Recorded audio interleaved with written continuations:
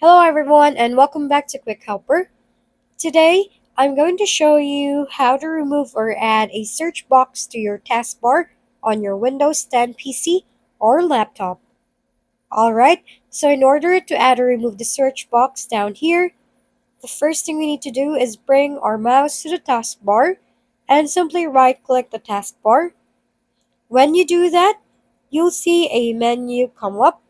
Go up to the top and hover over search. From here, we can select how we want the search box to be displayed.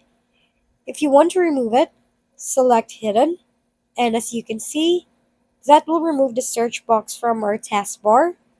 If you want to show the search box, all we need to do is right-click the taskbar, go up to Search, and you have two options, either show a search icon or show the search box. Let me select Search icon, and as you can see with that, if I would select it, then all I would need to do is type my search there. So you have some different options there to add or remove the search box in your Windows 10 taskbar.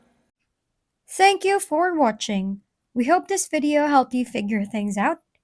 If we've been helpful, kindly give us a thumbs up and don't forget to hit the subscribe and bell button for more contents. For any questions and suggestions, comment down below.